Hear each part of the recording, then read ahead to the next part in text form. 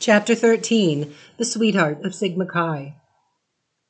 Emily was thankful next morning for Judge Hodges and the interminable chess. The judge came in early, stroking his beard, his eyes twinkling. He had a new opening, he said. Cy Webster could never figure this one out. By jingo, I can! Grandpa Webster nodded the shawl closer around his shoulders and began to set up the chessmen. Content that they were settled for the morning, Emily hurried into her wraps and ran out, her face glowing with anticipation. She went first to Mabel's, and they went together to Ellen's, who was said to be at Annette's. On the Webster steps, they met Nell and Gladys. Aunt Sophie, in high spirits, welcomed them all. "This is like old times," she said as they pulled off snowy overshoes. "Now don't go up to Annette's room. I want to hear too." While they talked and laughed on the sun porch, which had a miraculous summer-like warmth, Aunt Sophie came in and out happily, bringing apples and fudge. Once she stopped to put her hand on Annette's dark head. "We're glad, aren't we, Emily?" "Are we? Aunt Sophie and I certainly missed you." The merits of the university, Carleton, St. Catherine's, and Vassar were argued in every conceivable combination. Mabel told of a trip to New York. She had seen Otis Skinner in Kismet. Nell told of a Christmas pageant in which she had played an angel and lost a wing. Annette and Gladys told of sunlight dances, of the freshman-sophomore debate. "Is Don on the team?" asked Emily. "He isn't going out for debating." "Why not?" Emily wondered. "Are there any girls on the team?" She did not mean to sound wistful, but Gladys suddenly enveloped her in a bear hug. "There would be if you were there." "Emily," Nell cried penitently, "we're doing all the talking." "That's what I want you to do," Emily said, but it wasn't quite true. She was rather anxious to tell them about the Browning Club and the dances with Cab and even her dancing lessons. She had learned to do the Gabby Glide. But the girls were accustomed to her listening rather than talking. The conversational tide swept on without her. Mabel asked Emily to go home with her, but she shook her head. The chess game couldn't last forever. She had to get her grandfather's dinner. "Why don't you all come to my house this afternoon?" "I have to wash my hair," said Annette, "and Mama won't let me go out afterward. Come here." "But so do I have to wash my hair," cried Gladys. "I'm going for a Marcel wave," said Nell, and Ellen added, "I have to press a dress and do my nails." "What is all the beautifying for?" asked Mabel. "Oh, I see, dates. Men. Then, Em, you come up to my house tonight, and we'll talk them over." "We'll pick them to pieces, too," Emily agreed, and everyone laughed. Annette broke in. "Before we part, I'm giving a sleighing party Monday night. Papa's hiring the Blue Jay, and you're all invited." "I want you for a luncheon after Christmas. I'm planning an evening party." "Well, don't make it Sunday," Annette said. "We're busy then, you know." "I'm not busy," Emily thought quickly. She felt a twinge that she had not been invited to what was plainly a man and a girl party. "But it doesn't matter," she thought, walking home. "Nobody realizes that I've started going out. There'll be men at Annette's on Monday, and there are more than 2 weeks left." She went to Mabel's that night, and they talked about Vassar. She heard about Mabel's roommate who came from Rhode Island. Mabel had visited her at Thanksgiving, and she liked the roommate's brother, and he liked her. "He's a science major at Princeton," said Mabel demurely. She, too, was planning to major in science. Emily heard about the marvelous courses, the step sings, the bacon bats. Back in her room, she thought with satisfaction how wonderful it was to have the crowd back. She did wish she were invited to that Sunday night affair, whatever it was, but there were 2 weeks left. She took a quick glance at the white and blue dress. "I'd like to do the Gabby Glide in you," she said, and knelt down, smiling, to say her prayers. She was pleased, emerging from church the next day, to see Dawn in the crowd. Her grandfather's cold had kept him at home, so Emily was alone, and she knew that she looked well. The brown velvet hat with the rose underneath was becoming and harmonized with her brown fur-collared coat. She was wearing white gloves. He came up to her smiling. "Well, well, little Emily. I wouldn't call myself exactly little. Did you think you were tall and queenly? I know I'm tall." She was taller than ever this winter, she thought, because she now held herself straight, due to skating, or Browning, or something. But he was still taller, and his shoulders had that proud, masterful squareness. He had taken off his hat, and the sun shone on his smooth, dark hair. He looked well-groomed, like the city. He fell into step beside her and walked with her all the way home. She had thought he would drop her off at Annette's, but he didn't. He went on across the slough. She had forgotten how much she liked his voice. It was deep and full of melody. You forgot he wasn't handsome, and he wasn't, when he smiled and when he spoke. She told him eagerly that she had come to love Browning, and he looked indulgently amused. "He's a little too optimistic for me." "But you have to be optimistic in this world, Dawn." "I'm not, and I get along fine." She saw that he preferred to talk about himself, so she asked why he hadn't gone out for debating. "I got fed up with it in high school," he answered contemptuously, which made her shrink.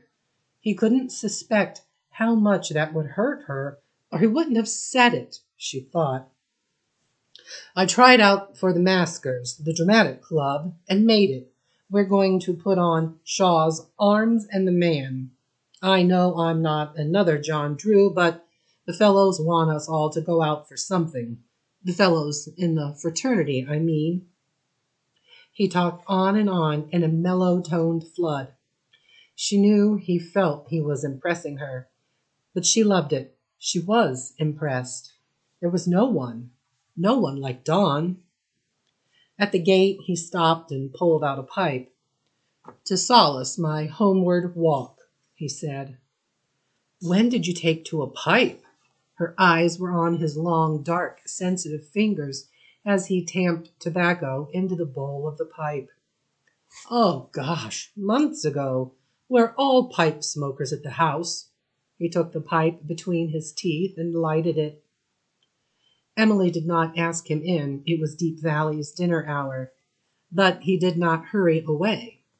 He leaned on her gate-post, and his gray-green eyes studied her. He could see, she felt sure, that she had changed. "Emily, have you ever read any Shaw?" "Why, I'm reading Man and Superman right now." "Man and—" He threw his head back and laughed. "Well, don't let it give you any ideas." To her intense annoyance, Emily colored. "I'd like to see a Shaw play performed," she said quickly.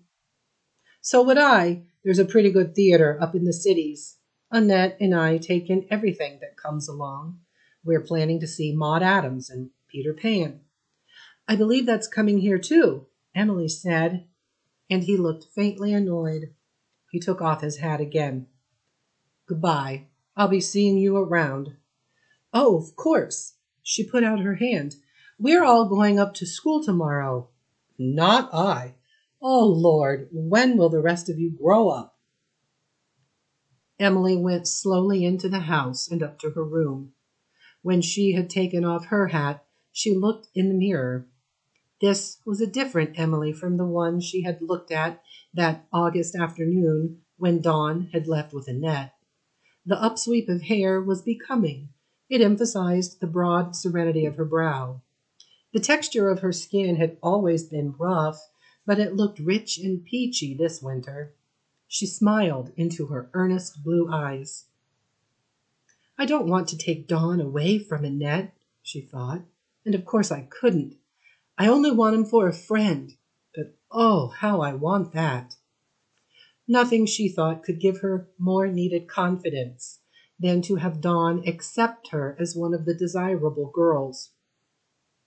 The morning at the high school was a carefree revel. It was tradition for the old grads to come for the Christmas tree, at which joke presents for faculty and students were dispensed with much hilarity. Emily looked around for Mr. Wakeman, but he wasn't there. Miss Bangeter left him off early so he could get home in time for Christmas. He lives way down south somewhere, Jerry Sibley explained. There was a gay crowd out, not only from the class of 1912. Carney Sibley was there, talking with Mabel. Emily saw a cab who shook his hands over his head jovially in her direction. He was with a large group of 1910ers. Betsy Ray and Tacy Kelly are visiting my sister, Fred Mueller said. Gee, I didn't know folks acted like that after they got to be 20. A party every day. That was why she had had no invitation from Cab, Emily thought, and her heart sank a little, but only for a moment. She was interested to see Fred's pretty blonde sister, who went to school in Milwaukee, and Tacy Kelly, who used to sing at rhetoricals, and Betsy Ray, especially Betsy, because she had written short stories which had been published. She was practically an author. Betsy looked much as Emily remembered her from high school, tall and slim with red cheeks, always laughing. She was wearing a plaid dress with a plaid ribbon tied around her head. Meeting Emily's eyes, she waved, and so did Alice and Winona, who were with her. Annette touched Emily's arm. I'm leaving to meet Don. He wouldn't come up. He thinks all this is infantile. As she spoke, a pair of sophomores dashed past, the pursued screaming, the pursuer waving mistletoe. Emily laughed. I get his point. She was glad to note that she no longer felt any nostalgic longings. But, unlike Dawn, she enjoyed being back. I'll see you tonight at my party. And by the way, Em, Annette paused and put her hand on Emily's arm. Jim Baxter will stop by for you. Jim Baxter? But he hasn't asked me. No, he asked me to ask you. You haven't a telephone, you know. But that was ridiculous, Emily thought. He had been right here in the assembly room a few moments ago. Annette seemed embarrassed. I have to hurry. Bye-bye, she said, and was gone. Emily looked after her with a sobering face. Annette had asked Jim to call for her, of course. She had thought no one else would do so. Emily turned away to the cloakroom slowly. She wouldn't have minded walking over to Annette's alone. She was used to going to parties alone. But she minded Jim calling for her when he didn't want to. He hadn't even gone through the formality of asking her.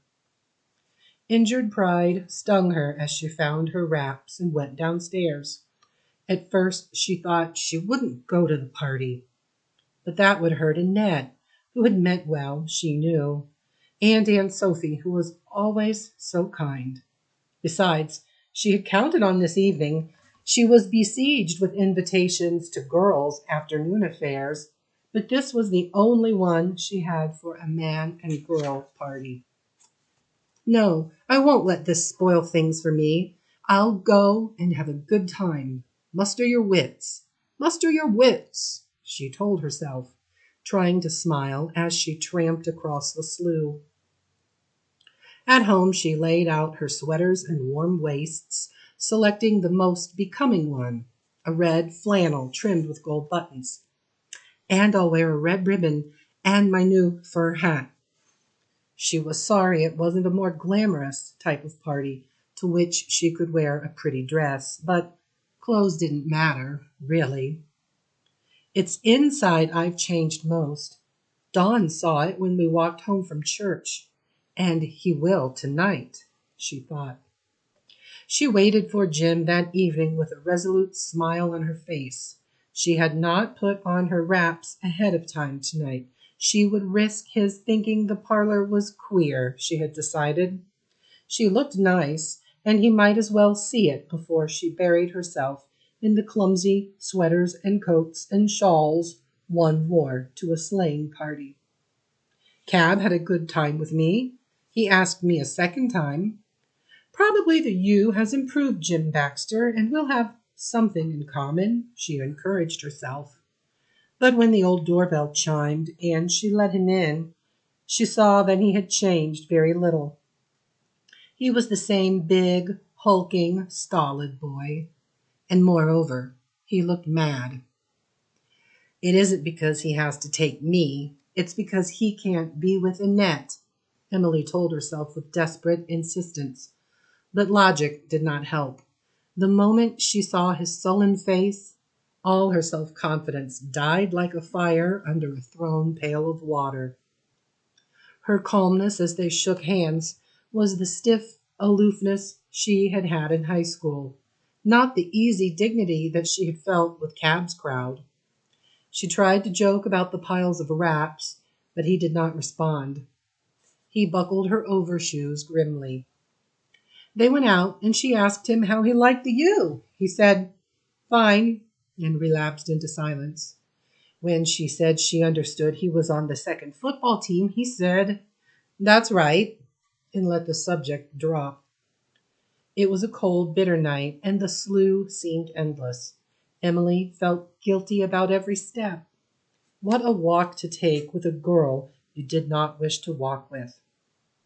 As soon as they reached Annette's house, while she was greeting Aunt Sophie, Jim Baxter disappeared into a group of boys. He did not come near Emily again. The crowd milled about the Webster parlor in the highest spirits. They all looked ridiculous in their unwieldy garments.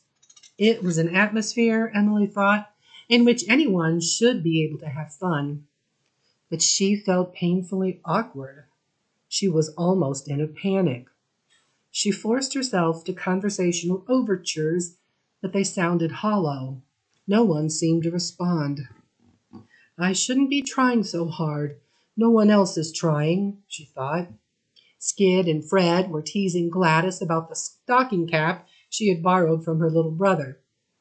Emily laughed with the others, but she thought her laughter sounded too loud. Don was avoiding her. Now there was none of the half-admiring friendliness he had shown on the walk home from church. He can see that I don't fit in, and he doesn't like being associated with a girl who doesn't fit in, she thought wretchedly. Aunt Sophie was distributing horns and candy. Can't I do that, Aunt Sophie? Why, yes, thank you, dear. It helped to have something to do. Dawn and Annette were dancing now, clowning in their cumbrous clothes. Do the Gabby Glide, Nell called. Go ahead, do the Gabby Glide like you did Sunday night at Dawn's.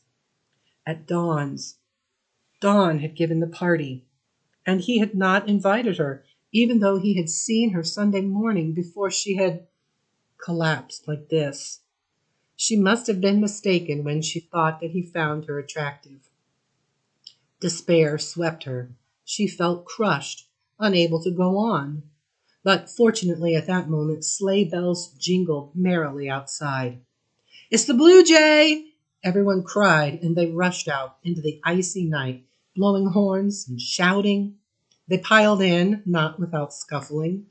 Every man seemed determined to sit beside a particular girl, but Emily wasn't one of the girls.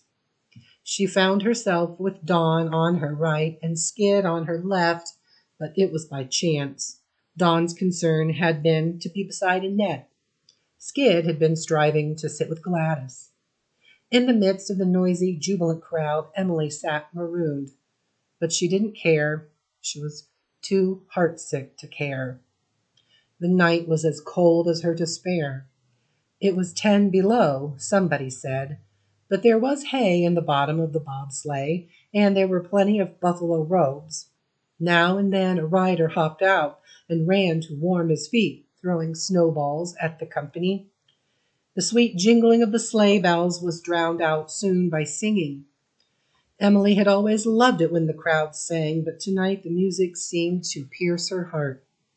Moonlight Bay, shine on harvest moon, down by the old mill stream, She tried to join in, but her throat was dry. There was one song they sang over and over again. It was a new, dreamy waltz, the sweetheart of Sigma Chi. It seemed to typify for Emily all the talk about fraternities and sororities, fussing and dating, in which she had no part, everything to which she didn't belong, everything she was being left out of. The girl of my dreams is the sweetest girl of all the girls I know. Don sang it to Annette, looking down into her face, his arm around her shoulder. Skid sang it to Gladys. As long as I live, I can never bear to hear that song, Emily thought, sitting rigidly between them. After an hour or so, they went back to the Websters for oyster stew. There's just one thing to do in a situation like this, Emily decided. It's to go home. She found Aunt Sophie in the kitchen. I'm going to slip out, Aunt Sophie. I want to get home. Grandpa has that bad cold, you know. But can't you wait for some oyster stew? I'd rather not. I'm worried about him. It's been a wonderful party. Aunt Sophie went to the dining room door. That boy who brought you, Jim, he'll take you home. I'll call him. Please, Aunt Sophie, don't. Emily seized her aunt's arm and then quieted her voice. I don't want to break up the party, and I'm so used to walking home alone. Please, just let me slip out. All right, Aunt Sophie said reluctantly, but you're coming for Christmas dinner. If Grandpa is able. Aunt Sophie wasn't listening now. Minnie, I tasted the stew. Just a little more salt, I would say, and a big lump of butter. Emily ran out the back door. Suddenly she was glad that her grandfather had a cold. They wouldn't have to go to Annette's for Christmas. We won't go, she thought angrily. I'm not going to put up with this situation any longer. The wind on the slough was cutting. Tears froze on her cheeks. Halfway across, she started to run. She found herself longing for the shelter of her little room, and even more for its solacing solitude.